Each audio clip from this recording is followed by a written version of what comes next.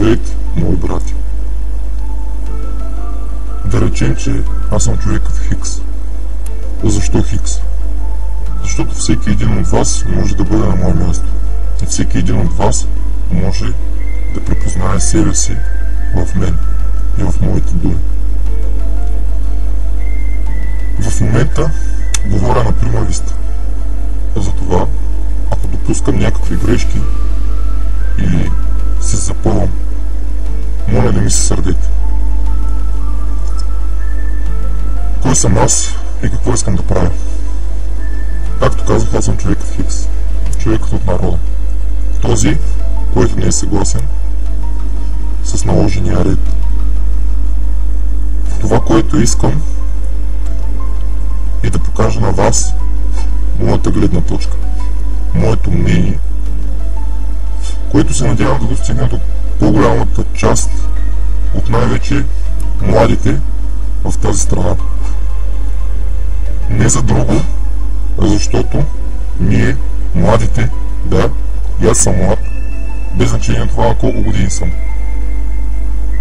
Ние, младите, трябва да променим света, защото светът е за нас. Животът е наш.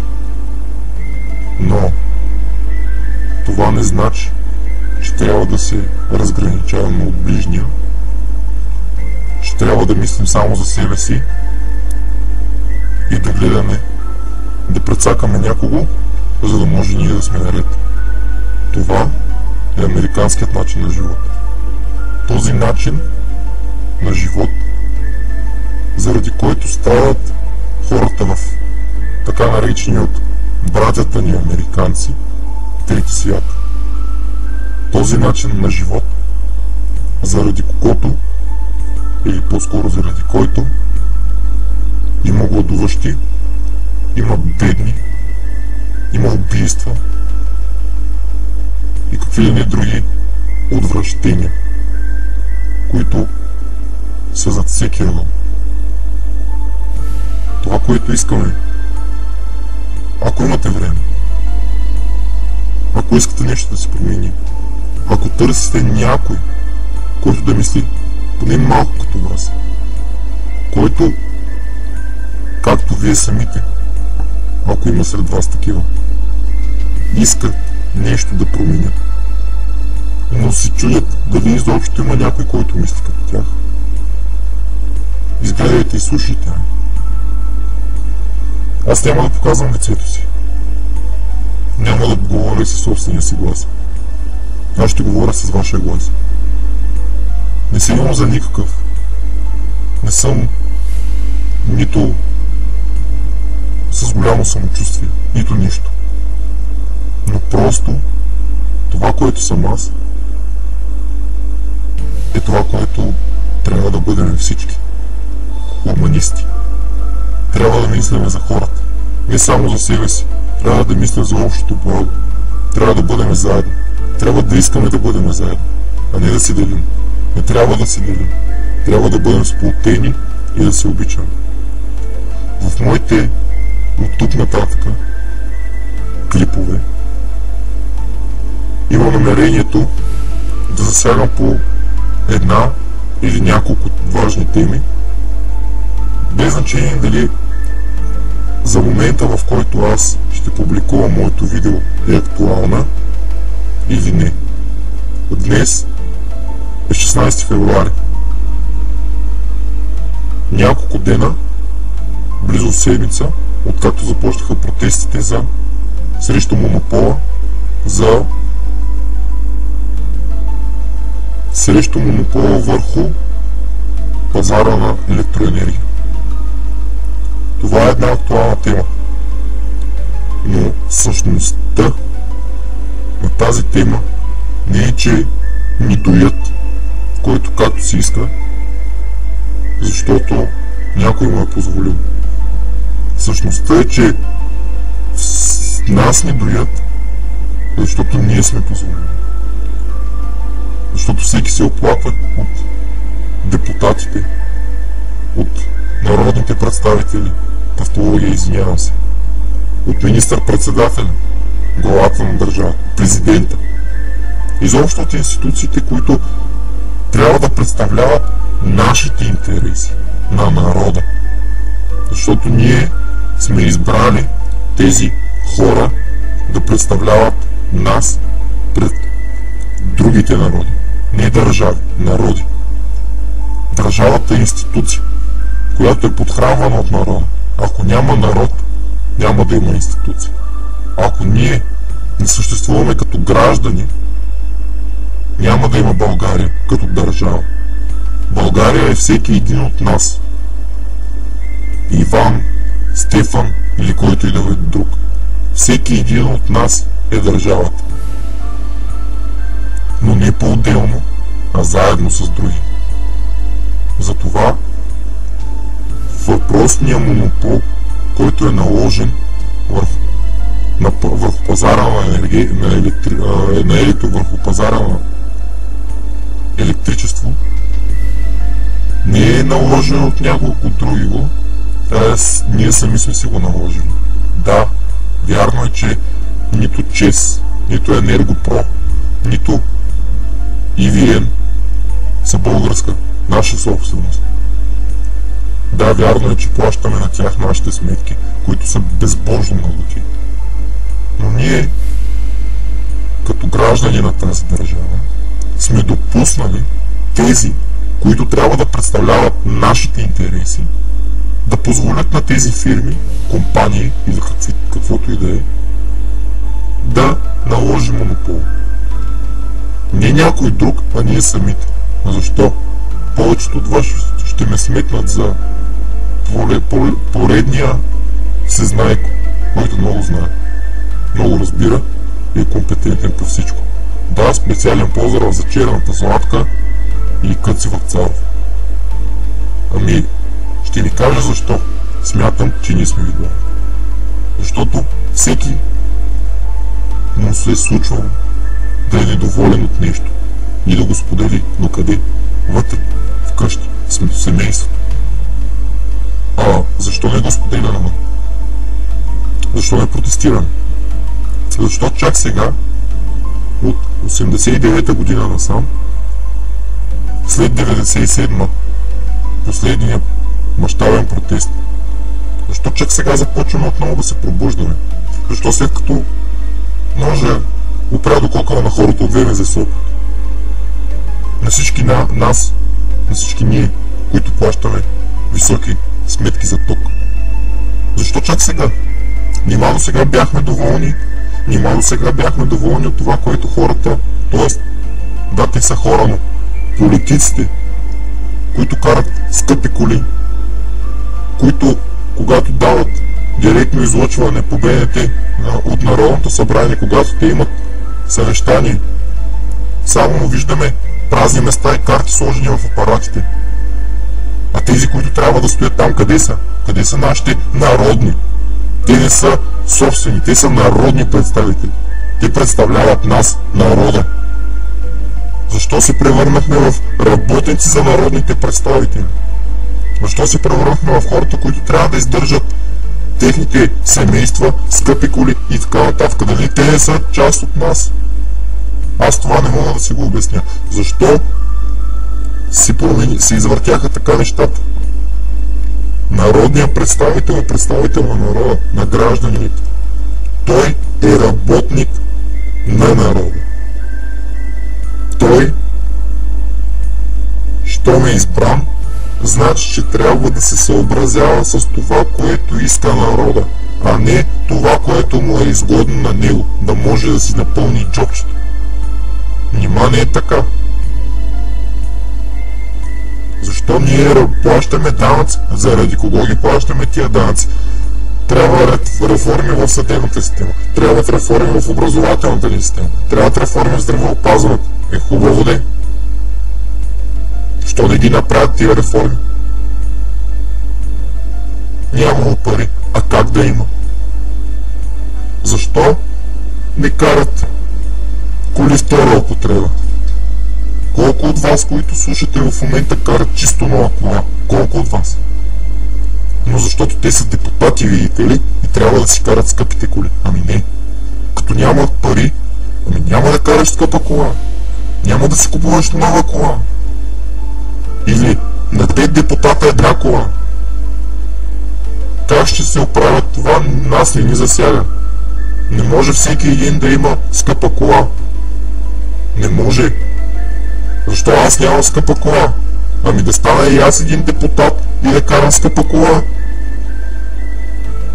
А другите хора, избирателите, обикновените хора от ниската класа, бедната класа, те какво да правят? Не е честно. Не е честно всеки един да може да си прави каквото си иска, когато стане депутат. Не е честно хората да стават депутати, за да могат да живеят добре. Хората трябва да стават депутати не за да живеят те добре, а за да направят така, че всички ние да живеем добре. Това е тяхната цел. Тоест, това трябва да бъде тяхната цел. Защото тяхната цел в момента е: опа, аз ще стана депутат, за да мога да си купя скъпата кола и да имам пари. Ама аз не съм те избрал за това. Не съм те избирал за това. Не знам вие на какво мнение сте, обаче аз съм на мнение, че трябва това да се промени. Това трябва да се промени. И ако само стоим и само се оплакваме, няма да се промени. Ако само обвиняваме Бойко Борисов това, Станишев онова, Дянков това, онзи другия път друго направо. Защо им позволяваме, бе, хора? Защо трябва да чакаме на всеки 4 години да избираме различен боклук? Да, боклук. И да всеки на 4 години да ни дои. Защо? Защо на всеки 4 години трябва да избираме поредния глупак, който нас ще ни дои, ще ни дере?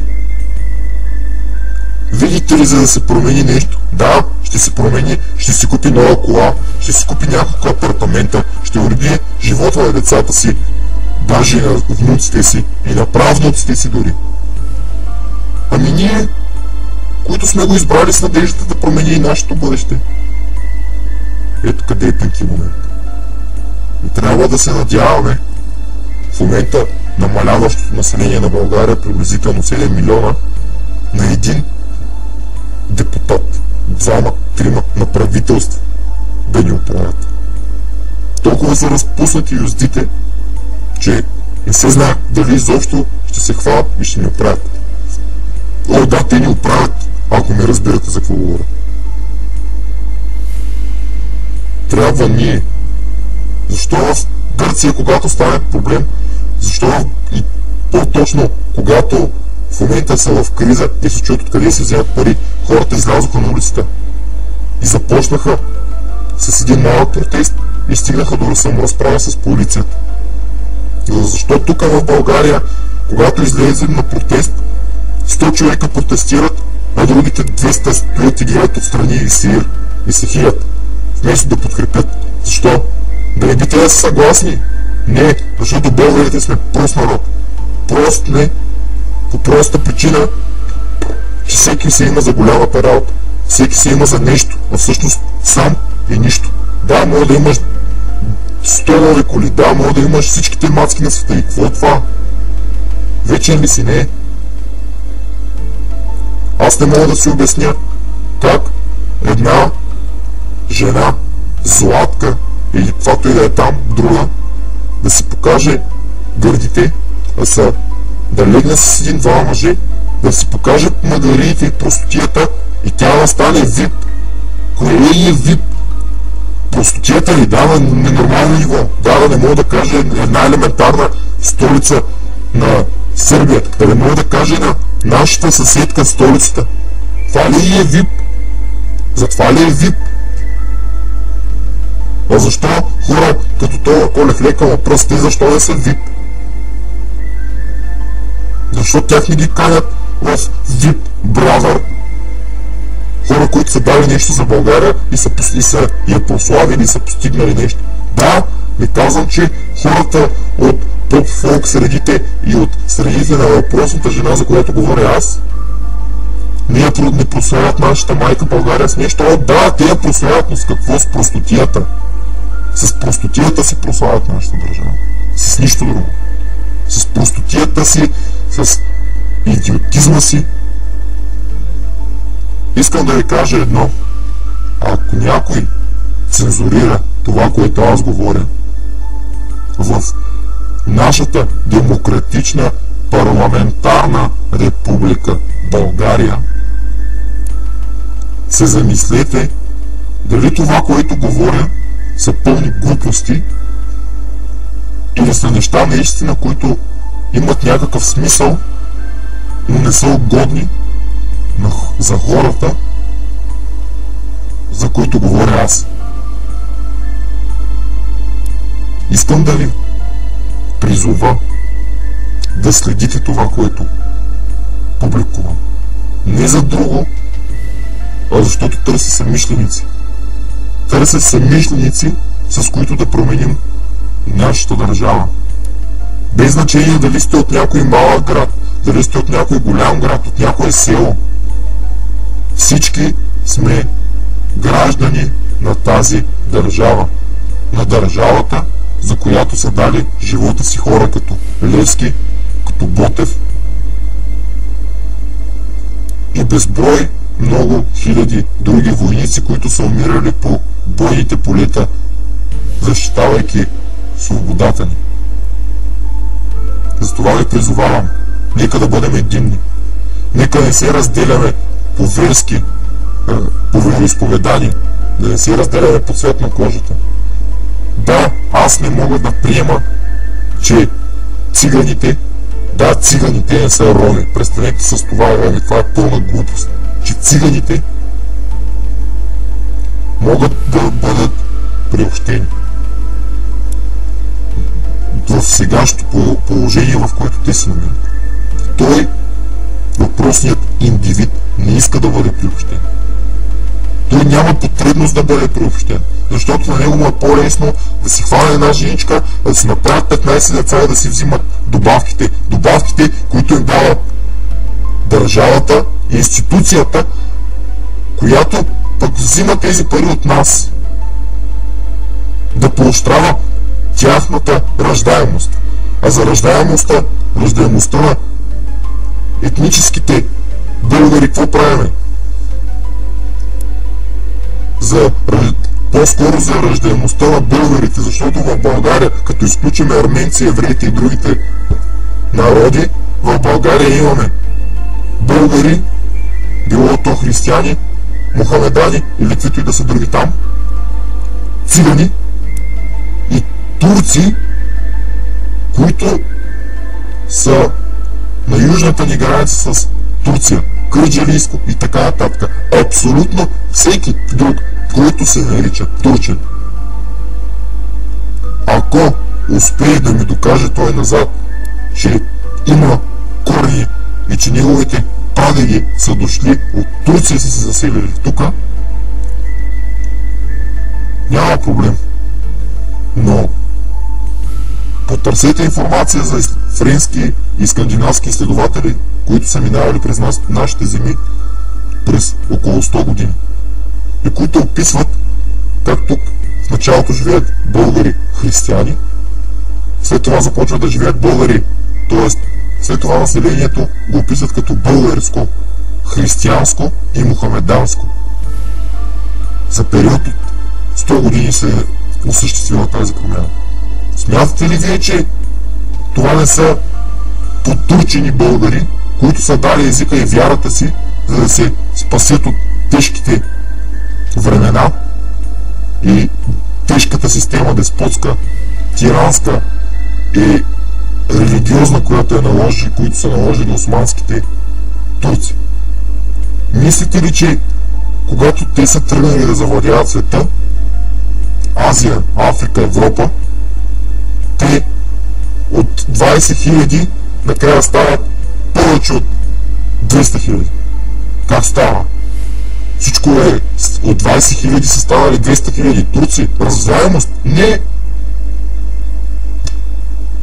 приемаш исляма, без значение какъв си, дали си българин, французин, американец, англичанин, африканец или каквото и да е. Приемаш исляма, налага ти се и ставаш турчин. Започваш да се идентифицираш като такъв. Не заради друго, а за да можеш да запазиш живота си, живота на семейството и на децата си. Затова много малка част от турците, които се наричат турци в България, наистина имат турски корени. Няма да говоря за пропагандата, която сумати години се е влила в нашата държава.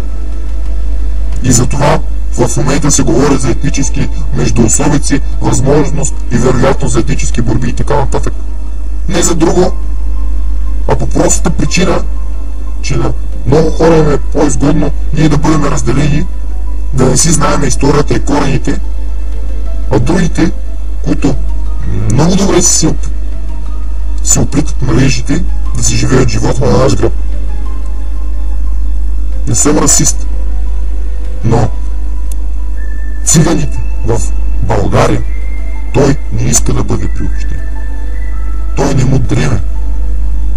За него е по-лесно да отиде да открадне, отколкото да учи. За него е по-лесно да отиде да проси, отколкото да учи. За него е по-лесно да отиде и да руши, и да краде, и да взима, отколкото да учи. Нима не им се предоставя възможност, нима не им се дават безплатни дрехи, безплатни учебници, безплатна закуска, обяд или каквото ще е в училище. Дава им се, да, и за какво? За какво мислите ходят главна част от ровите циганите на училище, за да могат да си взимат детските техните родители? Това е друга тема, за която ще говоря в следващите ми проекти.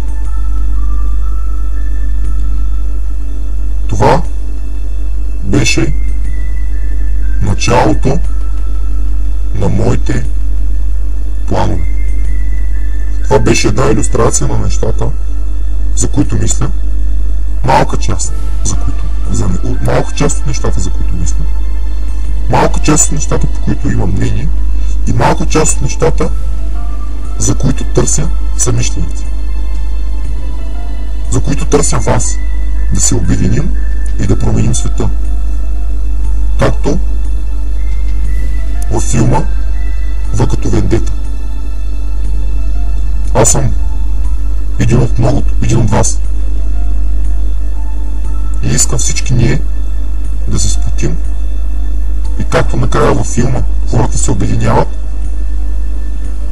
и стават едно и премахват деспотско-тиранската система, така искаме ние да премахнем нашата зла участ. Да се изчистим от нея.